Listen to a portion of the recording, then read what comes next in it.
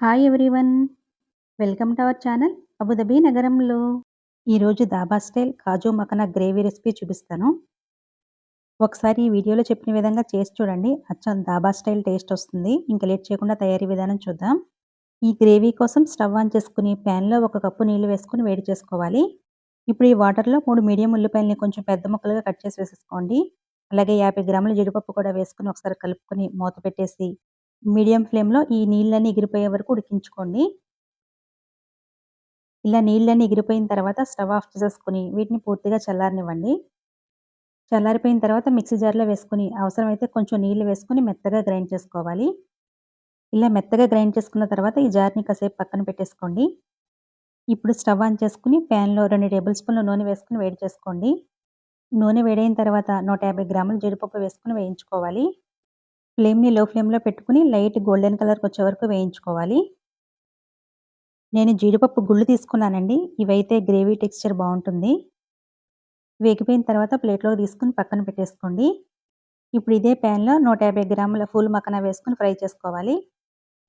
ఫ్లేమ్ని లో ఫ్లేమ్లో పెట్టుకుని ఫ్రై చేసుకోండి. ఇవి వేగడానికి 5 నుంచి 6 నిమిషాల వరకు టైం పడుతుందండి. ఇవి ఇలా క్రిస్పీగా అయ్యే వరకు వేయించుకున్న తర్వాత వీటిని కూడా ప్లేట్లోకి తీసుకుని పక్కన పెట్టేసుకోండి. ఇప్పుడు ఇదే ప్యాన్లో ఇంకొక 3 టేబుల్ స్పూన్స్ ఆయిల్ వేడి చేసుకుని అందులో 1/2 టీ స్పూన్ జీలకర్ర, 2 బిర్యానీ ఆకులు, 4 పచ్చి యాలకులు, ఒక పెద్ద నల్ల యాలుక, 1 ఇంచు దాల్చిన చెక్క వేసుకొని ముందు వీటిని ఫ్రై చేసుకోవాలి. వీటిని ఒక నిమిషం ఫ్రై చేసుకున్న తర్వాత ఇందులో 1 టేబుల్ స్పూన్ వెల్లుల్లి తరుగు వేసుకోవాలి. 2 పచ్చిమిర్చిని కూడా సన్నగా తరిగి వేసుకొని ఫ్రై చేసుకోండి. ఇవి వేగిపోయిన తర్వాత 2 మీడియం ఉల్లిపాయల్ని వీలైనంత సన్నగా కట్ చేసి వేసుకోవాలి.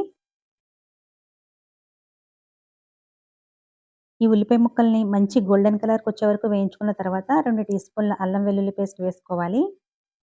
అల్లం వెల్లుల్లి పేస్ట్లోని పచ్చివాసన పోయే వరకు ఒక 2 నిమిషాలు వేయించుకున్న తర్వాత స్పైసెస్ యాడ్ చేసుకోవాలి. 1/2 టీ స్పూన్ పసుపు, 2 టీ స్పూన్ల కారం, 1 teaspoon Kashmiri red chilli powder వేస్తున్నానండి. కాశ్మీరీ మిర్చి పౌడర్ వేసుకోవడం వల్ల గ్రేవీ కలర్ బాగుంటుంది. నెక్స్ట్ ఇందులో 1 టీ స్పూన్ ధనియాల పొడి, 1/2 టీ స్పూన్ జీలకర్ర పొడి కూడా వేసుకొని కలుపుకోవాలి. ఇప్పుడు ఇందులో 2 మీడియం టొమాటోల్ని సన్నగా తరిగి వేసేసుకోండి. 1 ½ టీ స్పూన్ సాల్ట్ కూడా వేసుకొని ఈ టమాటో ముక్కలు సాఫ్ట్గా అయ్యే వరకు మగ్గించుకోవాలి. నేను ఈ కర్రీ రోటీస్లోకి చేస్తున్నానండి. అందుకే ఉప్పు, కారం, మసాలాలు కొంచెం తక్కువగా వేశాను. అదే అన్నంతో తినాలనుకుంటే ఉప్పు, కారం, మసాలాలు కొంచెం ఎక్కువ వేసుకోవాలి. మీ టేస్ట్ని బట్టి వేసుకోండి. టమాటో ముక్కలు సాఫ్ట్గా మగ్గిపోయిన తర్వాత గ్రైండ్ చేసుకున్న జీడిపప్పు, ఉల్లిపాయ పేస్ట్ వేసుకోవాలి. ఫ్లేమ్ని లో ఫ్లేమ్లో పెట్టుకుని ఈ గ్రేవీలో నుంచి ఆయిల్ సపరేట్ అయ్యే వరకు కుక్ చేసుకోవాలి. గరిటెతో కలుపుతూ కుక్ చేసుకోండి, లేకపోతే అడుగు పట్టేస్తుంది. ఆయిల్ ఇలా సపరేట్ అయిన తర్వాత వాటర్ వేసుకోవాలి. 1 కప్పు వాటర్ వేసుకోండి సరిపోతుంది. వాటర్ వేసుకున్న తర్వాత గ్రేవీ మొత్తాన్ని ఒకసారి బాగా కలుపుకొని మూత పెట్టేసి లో ఫ్లేమ్లో ఒక 10 నిమిషాలు ఉడికించుకోవాలి. 10 నిమిషాల తర్వాత మూత తీసి మనం వేయించుకుని జీడిపప్పు వేసుకొని ఒకసారి కలుపుకొని మూత పెట్టేసి లో ఫ్లేమ్లో ఇంకొక 4-5 నిమిషాలు ఉడికించుకోండి. గ్రేవీలో నుంచి ఆయిల్ ఇలా సపరేట్ అయిన తర్వాత ఇప్పుడు ఇందులో 1/2 teaspoon garam masala, 1 teaspoon kasuri methi, 2 టేబుల్ స్పూన్ల బటర్ వేస్తున్నానండి. బటర్ వేసుకోవడం వల్ల టేస్ట్ బాగుంటుంది. బటర్ లేకపోతే నెయ్యి వేసుకోండి.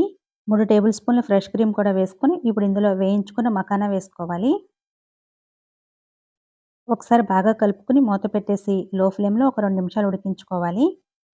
మఖానా వేసుకున్న తర్వాత 2 నిమిషాల కంటే ఎక్కువ ఉడికించకూడదండి. ఎక్కువ ఉడికించేసుకున్నామంటే మెత్తగా అయిపోయి అవి గ్రేవీలో కలిసిపోతాయి. టేస్ట్ అంత బాగుండదండి. 2 నిమిషాలు ఉడికించుకున్న తర్వాత మూత తీసి కొంచెం కొత్తిమీర తరిగి వేసుకొని ఒకసారి కలిపేసుకొని స్టవ్ ఆఫ్ చేసేసుకోండి. ఇంతేనండి, దాబా స్టైల్ కాజు మఖనీ కర్రీ రెడీ అయిపోయింది.